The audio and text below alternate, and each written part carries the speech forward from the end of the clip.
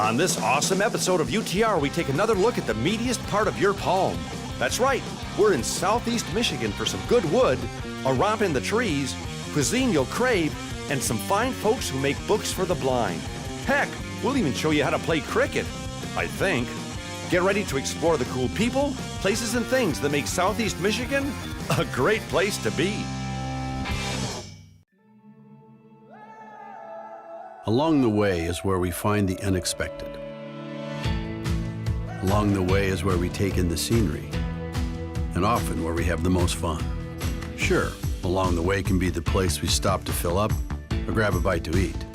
But in Michigan, along the way becomes the place we've been longing for. Because enjoying the journey is always pure Michigan.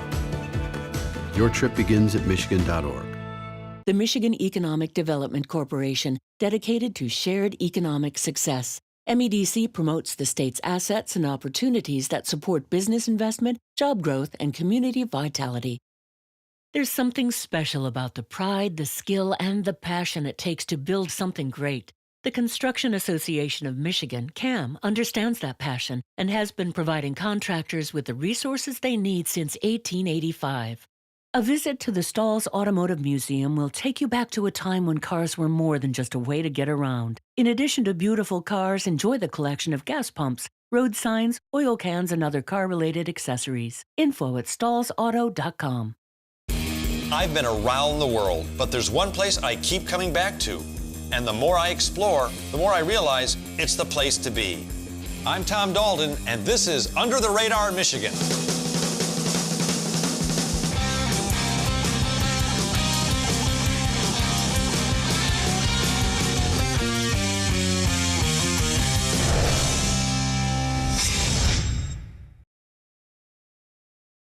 The plentiful people of Southeast Michigan have a lot to say and do, and for that simple reason, we're going to spend some time talking to them and hanging out with them. It's kind of what we do. Southeast Michigan is by far our most densely populated place, so you find tons of people, young and old, doing extraordinary, entertaining, meaningful, and very tasty things. It's where so many people come to thrive and feel alive in the beehive we call humanity. And it's where we're going to spend the next 30 minutes meandering. So put your tray tables and your seats in the upright and locked position, because we're on final approach to an awesome part of our great state. Now, I'll be honest with you. We're doing this first segment because Jim, who's behind the camera right now, you can't see him, is a master woodworker. At least that's what he tells me. If you're a handy person like Jim, an artist, a musician, or just someone who's looking for that perfect piece of wood, Armstrong Millworks in Highland is a place you really need to know about.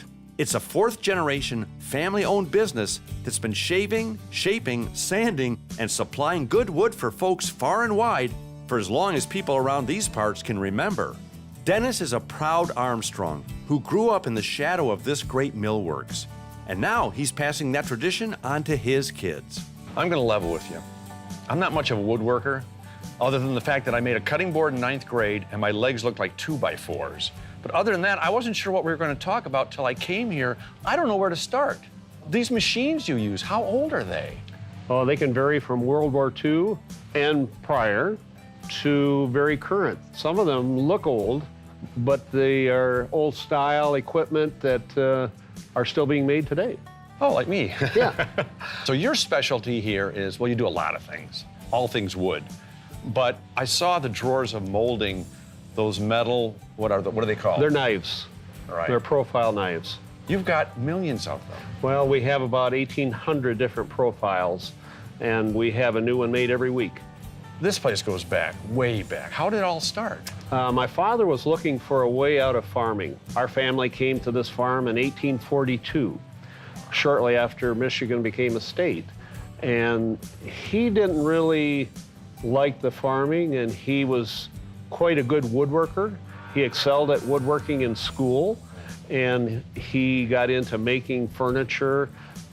It evolved into church furniture, and then into selling hardwoods. And I also read that he sold a model, 1913 Model T to get the money, for like $30 or something to start the business? He did. He bought it for probably $10. I don't know exactly, but it was a small amount of money. It was level full of chicken manure, and he cleaned it up. And after the fun wore off, he sold them and bought a table saw and a jointer, and that's how he got started. And the whole family lives on the property? On the compound. Yeah, my son lives on the property, my daughter is in front of the mill, and my mother lives next to the mill, and I live on the other side of the mill. So it's a real family. It is. It's been. That's what I love about places like this that are passed down through the generations. They seem to mean something, and they're woven into the fabric of the community, so you become part of the landscape almost. Yep, and we enjoy being here out in the country. We enjoy providing a green belt for Highland Township. For people driving through on M59, they can see the country. How many places like yours do you think even exist in the U.S.? I would question whether there's any that do the same things that we do. There are places you can go and have moldings made. Right. There's places that will do custom milling, and there's places that will sell lumber. But to do all of them in one operation or one facility, I don't think there's many around that do that. I bet you wish you had $1 for every splinter you ever got, don't you? That would be wonderful. Then you could retire to that tree house I just saw out back. Absolutely. I can join my grandkids. Armstrong Millworks really is a treasure chest of timber for anyone who works with wood. And a great place to go to discover your inner woodworker. So you can go now, or you can wait for the next generation to take over. Either way, they'll be here waiting for you. Well, now that we've run some wood through the mill, it's time to run through the treetops and celebrate this awesome natural resource. Wait, did I say treetops? You said it, Mr. Dalden. We're at Treerunner Adventure Park in West Bloomfield. And if outdoor adventure is what lifts your spirits, you'll be high in no time here, because this unique experience is all about traversing the treetops and zip-lining through the forest. If you've always wanted to be a bird or a squirrel, here's your chance. And speaking of chance, it was time for us to take ours. So we harnessed up for some top-notch training time to make sure that we were ready for a fun and safe time in the trees. And by Jove, I think I got it.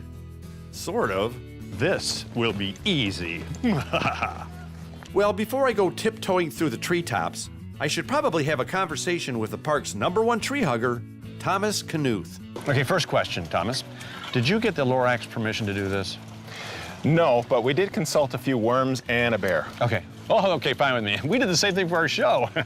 Whose idea was this? This is extraordinary. Well, this concept of aerial challenge climbing originated in Europe, and there's thousands of these parks in Europe, so much that the market is saturated. In the U.S., there's really only a couple hundred, and this one here in Southeast Michigan is the biggest in Michigan itself. We're rated as Michigan's #1 ziplining venue. Now, this isn't just a walking through the trees. It's not like, this is actual, it's a course. It's actually it's not that easy to do.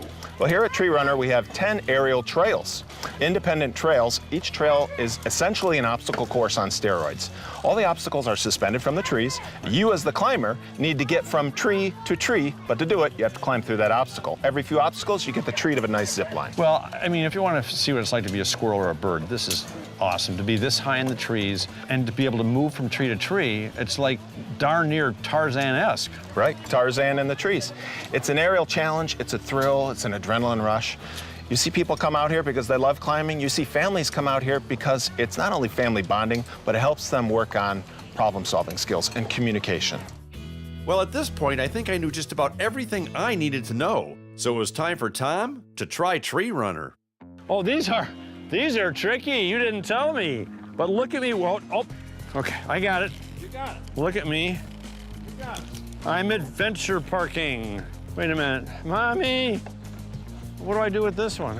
Do I have to bend down? I'm just trying to get to the chopper. I feel like a Marine, a ninja warrior, and a Greek god all at once. So if a simple walk in the woods isn't doing it for you anymore, come try tiptoeing through the treetops at Treerunner Adventure Park in West Bloomfield.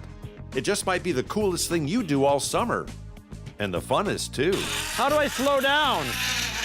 Oh, like that. Are you one of those people that just eats to live? Or are you a food aficionado who lives to eat at places that expand your culinary consciousness? Well, if you are, hold on to your mantra, because you're about to eat at Mabel Gray. Mabel Gray is a restaurant in Hazel Park with a conscience for great cuisine. It's what food enthusiasts would call a restaurant that exists in the moment, serving fresh, local, ever-changing, and challenging selections that seem more like an artistic creation than a daily special. Yes, dare I say, if you're a foodie, we may have found your new favorite place. James Regato cooked his way from humble beginnings to a celebrated chef who's always looking forward. And personally, I'm looking forward to eating some of his food. What's your earliest memory of being fascinated with food? You know, I grew up in a trailer park with a single mom, so I kind of, was always around like junk food and kind of like, quick TV dinners and things. That was me. But then my grandparents were really fantastic Italian cooks. So I grew up around, hand-rolled pastas and crunchy romaine, being torn in the kitchen for salads and, fresh marinara sauces and, proofed focaccia for pizza. Like, I would just see the transformation of raw ingredients into fantastic Italian food. Well, how did you find your way to culinary school? I got a job on my 14th birthday in a diner because like I said, I grew up in a single mom. I wanted more resources. I wanted to be able to take a girlfriend out on a date. I wanted to be able to go to the movies. I wanted to be able to buy hot lunch at school and not have to ask for money. So I wanted independence. And obviously financial independence is the highway to independence. So I got a job scrubbing pots and pans and kind of stuck with it. Got a job flipping pizzas next and grilling steaks after that. And by the time I was 17, I was around some serious culinarians, and they showed me Schoolcraft, and boom. Yeah. You've got quite a reputation, and you could be anywhere in the States cooking. Are you tired of people saying to you, why Hazel Park? I get asked it a lot, and I think why anywhere really is the question. I don't understand when people think that this is like some kind of wild decision. Yeah. This is a cool little town in the center of 696 and 75. A little 1,600 square foot building that we bought. Used to be a little diner, so we kind of have this like old vibe where you see everything that's going on. Just like you go to Coney and you watch someone making your omelet. We have a little bit nicer food than the average Coney, but I think that the vibe. This is very, very Michigan. It's very kind of like the Detroit industrial sprawl. This old shotgun, tool and die, cinder block kind of vibe. And that's kind of who I am. I like how you describe the restaurant as being a living, breathing thing. Yeah. And this is kind of proof of that. Your menu is on paper. It changes every day. Every day, yeah. My girlfriend, who's my sous chef, Sam, she handwrites the menu. I kind of come up with the dishes, and then she handwrites them, and then that's what we cook that day. And then we do it, obviously, very much daily. So, and then the tasting menu is all surprise. So we just choose back there, and it comes out as we want. You don't get to make many. You choose the tasting menu. It's my world. You don't make any decisions. You guys don't even have a walk-in cooler? Yeah, no walk-in cooler. Daily deliveries, daily prep. We were here yesterday prepping all day. It's a lot of work that goes into it. The majority of our time is spent before we even open, just getting ready and the daily prep and rolling dumplings and pastas and sauces and then if we're really busy, sometimes we get wiped out completely and start over the whole next day. You know a good place to eat around here? I don't. I'm sorry. Louis Pizza on the Quinder. Just 5 minutes with Chef Regato, and you can tell that he puts everything he is and all that he has into every plate he creates. If the food you eat helps define who you are, find your way to Mabel Gray in Hazel Park. It's a UTR food find you'll find to be, fantastic. It's easy to understand why reading is so important to young minds. It helps them grow, learn, and imagine. But as seeing isn't easy, it's easy to see how that could be heartbreaking for a young kid. Well, fear not, my fellow empathists, because Seedlings Braille Books for Children in Livonia has opened a whole wonderful world of reading for kids everywhere. And they do it from the bottom of their helping hearts. It all started with Deborah Bondi and her insatiable need to help kids read. I saw your map. I am amazed. You guys, here you are in Livonia, and you're shipping Braille books all over the globe. We are. It's amazing, isn't it? Yeah, it is. I'd never thought that when I started it. From your humble beginnings, how did this all start? I was a person who really feels like it's our job on earth to help other people, but it didn't go with who I was because I was extremely shy. And usually when you're helping people, you have to talk to them, right? Right, right. Even what I do is tough. I'm kind of shy, but you sort of force yourself to follow your mission?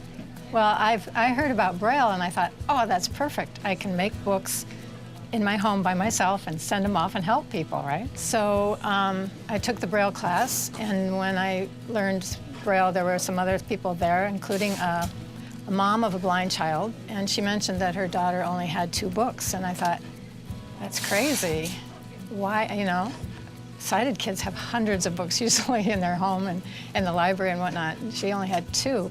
And I looked into it, I found out that Braille books were very hard to get and very, very expensive, like $100 for a Hardy Boys book. For one book? For one book. And that just didn't seem right to me. Oh my gosh. So I kind of thought maybe I should try to do something about that. But I just thought, you know, I want to do this. I want to make it a nonprofit organization so we can keep the prices as low as possible and even give books away, which is totally backwards. My dad started a company when I was little, and he actually made my first printer for this. But he said, Deb, you've got it all backwards. You're supposed to make a book for $10 and sell it for $20, not make it for $20 and sell it for $10, which is what we do. So, well, hence the name nonprofit. yes, exactly. And now you've got how many people here working? Well, we have about 10 staff and dozens of volunteers that help us keep our prices low, of course, and wonderful, wonderful supporters. But what does this do for you personally? Oh gosh, we all love doing this because the feedback is just tremendous. I mean, we've got so many people emailing us and calling us and telling us that they're so glad that they found us, that there just isn't much available out there, and that, especially at the prices that we have. Well, thanks for what you're doing. My pleasure. It's a lot of work, I can tell. It's a lot of work. A labor of love. Yeah. Just how special is the world of reading for a kid?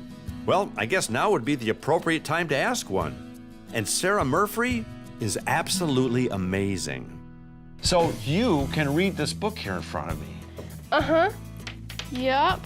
Because I'm not the world's best reader, but I was hoping you could read something to me. See, Charlotte's Web. Hey, that used to be my favorite. Oh. Where is Papa going with the axe? Said Fern to her mother as they were setting the table for breakfast. Out to the hog house, replied Mrs. Arable. Some pigs were born last night. You read faster than I do. Yeah. Some people say I can read 2 sentences at once, but it's pretty much 1.5. Is learning to read Braille hard? Oh my goodness, no. Oh, good, then maybe I can do it.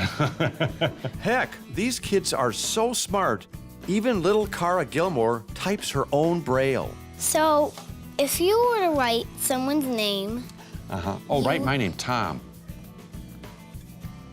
You would use .6TOM. It's done. Did you write that out already?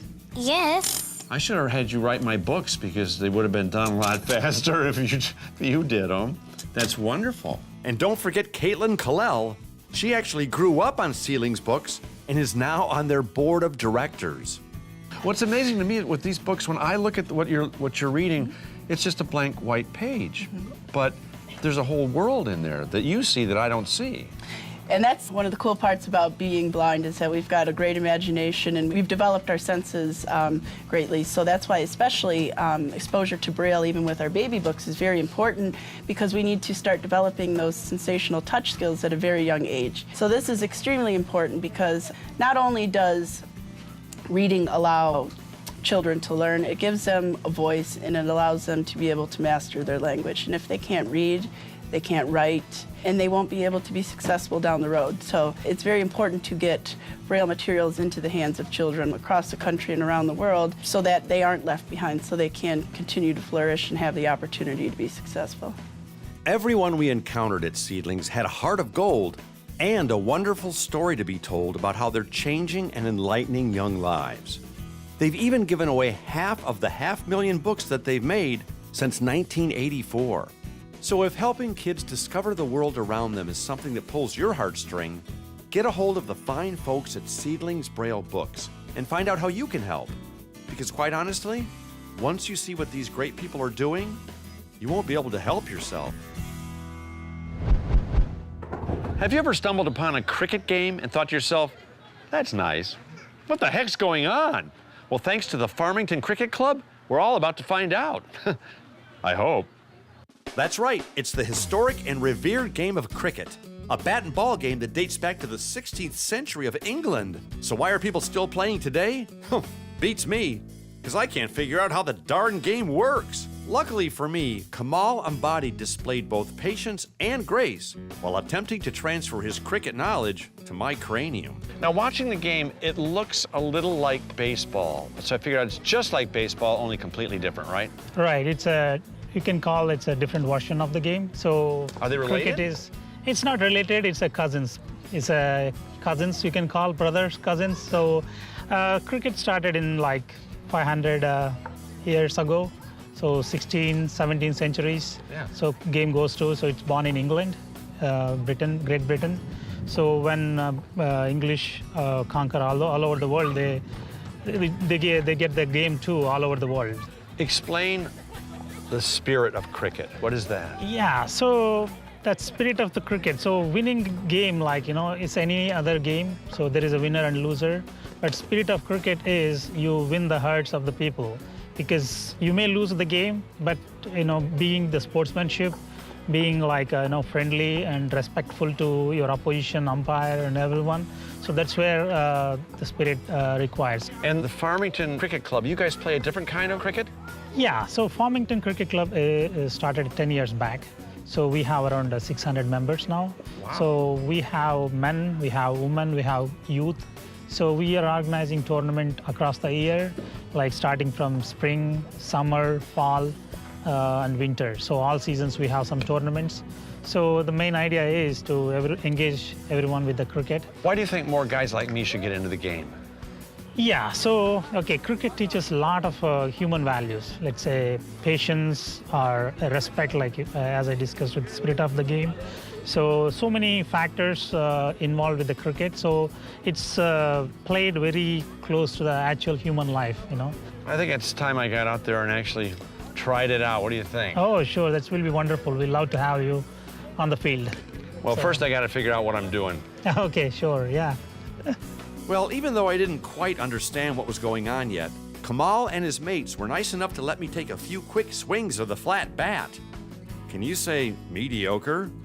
Once the game got underway, I set out to truly understand it, so I tossed out a few questions to some of the competing cricketers. Okay, so explain the spigots again for me. Wickets. Right. They're wickets. Yeah. There's 3 wickets on each side. That's what I said, wickets. When you're batting, you protect the wickets, Protect. so when they pitch the ball, you want to hit the wickets to knock the pegs off the Pegs. wickets. If you don't run, you stay in your base. I you are stay? safe. If you start running, What? you need to make sure you cross the other base. Okay. Otherwise, you get out. What? Oh. So explain to me why the pitcher runs at you when he's throwing the ball. So there are different kind of pitchings in cricket. Slow pitching, fast pitching. Fast pitching. Because you're going to bowl over. Oh, look, a bird. If you hit it before the guy reaches the crease, What's that's happening? called the boundary line. Boundary line. That is called one run. How does cricket work? So if you hit 6, you get a lot of points. Really? Yeah. Is that simple? Yeah. Well, I should have talked to you first. Well, if you're looking for the idiot's guide to cricket, I'm pretty much it. But suffice it to say, I learned a lot, made some awesome new friends, got some much needed exercise, and had an absolute blast. If you want to sharpen your mind, forget crossword puzzles. Join a cricket league near you and learn this crazy game. It's great cardio, and your cerebral cortex will thank you for it. It'll also thank you for spending some time in Southeast Michigan, because with this much stuff to do, you won't know what to do with yourself. I guarantee. Hey there. Want to know more about all the great places we go on the program? Just go to our website. You can watch episodes, tell us where to go, jump to our Facebook page, and even buy a hat like mine. So just go to utrmichigan.com. That's utrmichigan.com. Go now. Or now.